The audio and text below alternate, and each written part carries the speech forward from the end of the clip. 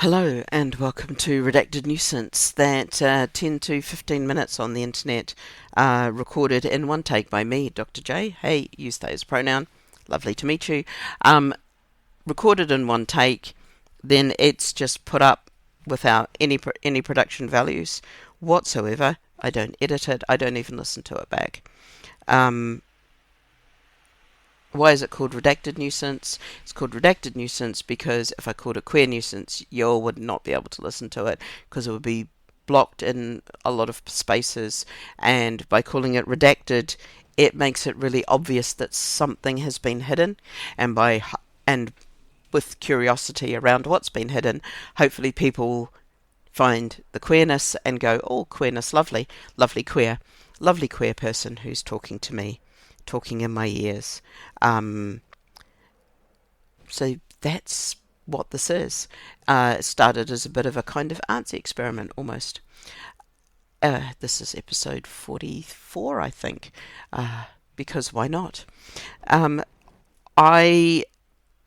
On sometime this week, when this comes out, I'm going to be taking part in a mass lobby at the House of Parliament to try and get MPs to object to and reject the guidance by the EHRC on the use of bathrooms and changing rooms by trans people and single-sex services like rape crisis, like domestic violence, like healthcare, like sporting spaces, like public toilets in a theatre, public toilets anywhere, any sort of space. The guidance, quite frankly, is batshit.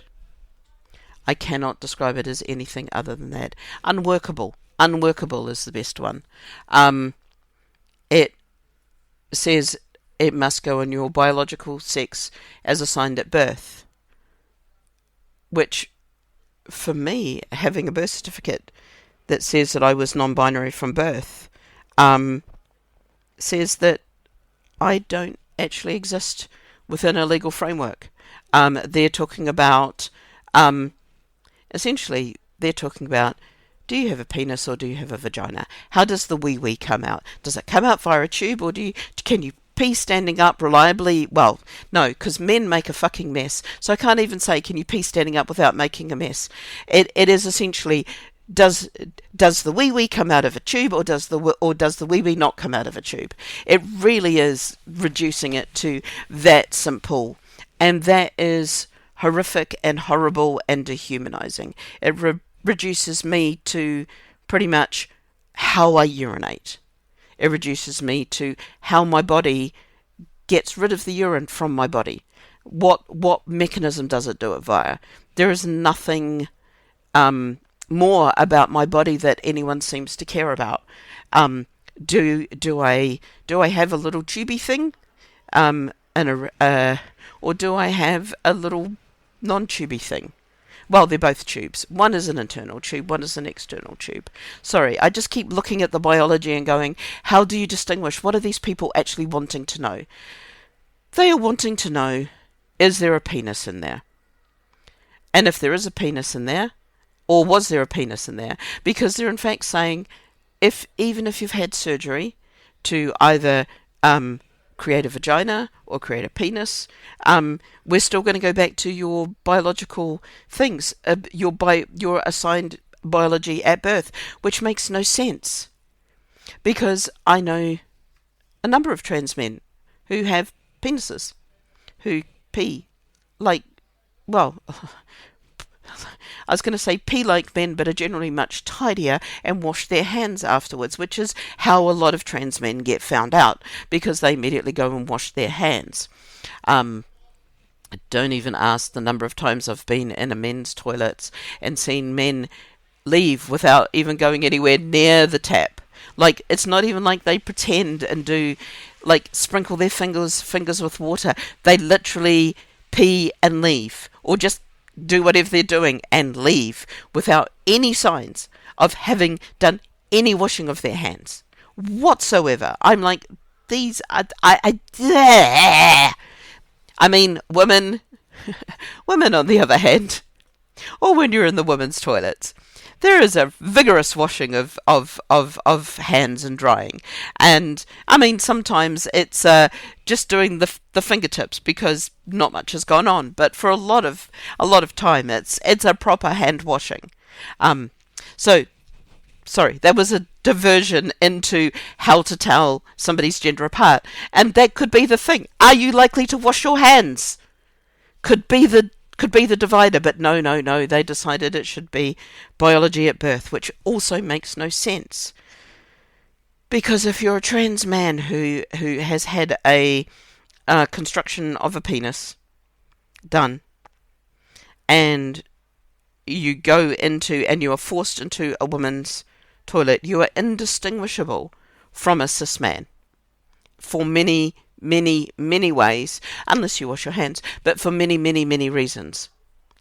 So this is not protecting women in any way, shape or form.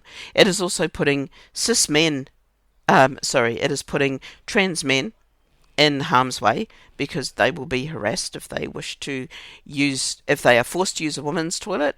They will be harassed if they are told that they can't use a men's toilet, even though they've been using a men's toilet for quite a number of years without any problems whatsoever. But it also outs them as being trans, because there are a number of trans people who cannot be read as being trans. No, you do not always know. You cannot always tell. There are some people whose gender is read in a multitude of ways. There are some cis women who are consistently told that they're trans. They're not. They're cis women. They just happen to be taller, larger, stronger, more muscled, or in some way slightly different to what somebody thought a woman should be like. And often when you interrogate that, you then find out an entire layer of misogyny around, and whiteness, because it's around smallness and frailty and whiteness and unmuscledness and size and all of these things. And if you're a tall, big-boned, strong, muscular woman, you're told that you're not a woman. If you're a black woman, especially, and you're tall and muscular, you're told you're not a woman. If you're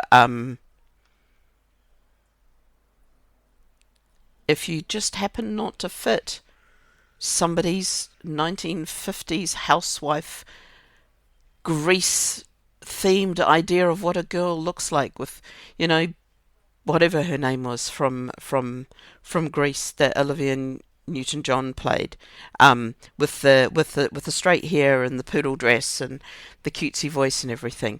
If you don't fit that ideal of a woman, if you don't fit that weird femininity, that somebody will judge you and say, hey, you're not a woman, you don't belong here. And it's like, but I do. The logic fails me, but the logic also fails when it comes to trans women. It doesn't matter whether they've had surgery or not, whether they've had a vaginoplasty, which is the creation of a vagina, for those who don't know. Know a number of people who've had that done. Generally they quite like it. That's been quite a big thing for them to get done. It's quite an invasive surgery, and yet they're told that even that doesn't make them a woman, because they now no longer have the tubey thing to pee through, and that's all taken in a very different way. And yeah, and then as non-binary people, non-binary and gender diverse people, as people who are slightly outside of that whole grouping, including intersex people, which I am not, and you will have heard me rant about that. When I'm told that I'm intersex, I'm not intersex. I'm quite happy to say that I'm not intersex, because it is not something that is a label that is applied to my body. However, I am grouped in with intersex people because my gender can be slightly read slightly differently. And this means that wherever I go, whichever bathroom I use, somebody will go, hmm. But the weirdest thing is we're not even considered in this whole you need to go where your biological sex is. Because what if your biological sex is indeterminate? What if your biological sex wasn't falling on one side or the other? What if when people look at you, they don't know what you've got? Do I need to flash my genitalia at somebody to be allowed to go and pee? Now, I do have and I'm going to advantage in scare quotes, I do have the advantage of being disabled, which means I usually go to the disabled bathrooms, simply because I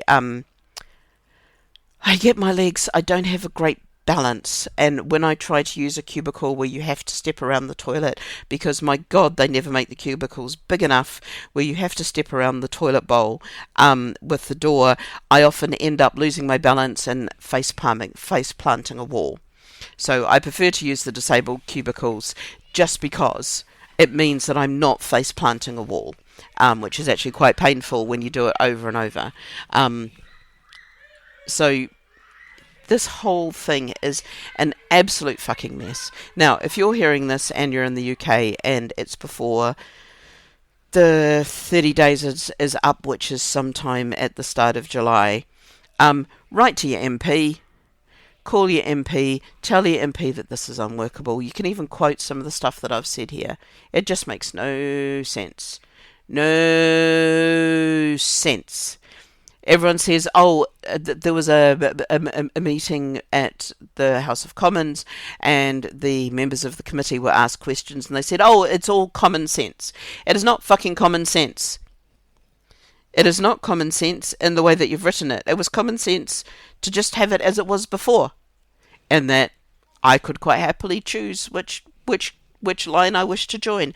Did I wish to wait for the disabled toilets? Did I wish to join the line for the women's, or did I wish to join the line for the men's, whichever one was moving faster?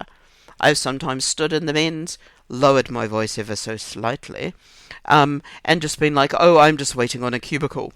I know my voice goes a bit posh when I do that, or sort of posh, but that's also a possibility for me. I can just stand there and say, I'm waiting on a cubicle. No one's going to read my gender in any other way. I used to be able to choose. I used to be able to choose what I felt safest with in that situation. But I also love Jinx Monsoon's line. I will pee wherever makes cis men most uncomfortable. I think I'm going to leave that there. Just pee wherever cis men will feel most uncomfortable. Protect women. Protect the trans, protect the gender diverse, and make cis men feel uncomfortable. Because they've done it to us so many times. How many times have you walked around a fucking alley and seen a guy standing there peeing against a wall in the middle of the night and gone, but also gone, I can't challenge him because he can turn around and flash me, or he could turn around and decide that I should be attacked. All of that stuff makes cis men feel uncomfortable, should be a goal of some sort. And not all men and all of that, but quite frankly, making cis men feel vaguely uncomfortable at peeing against walls and alleyways and things like that. Maybe that's the goal that we should be aiming for, and not running trans people out of public life for insert reason here.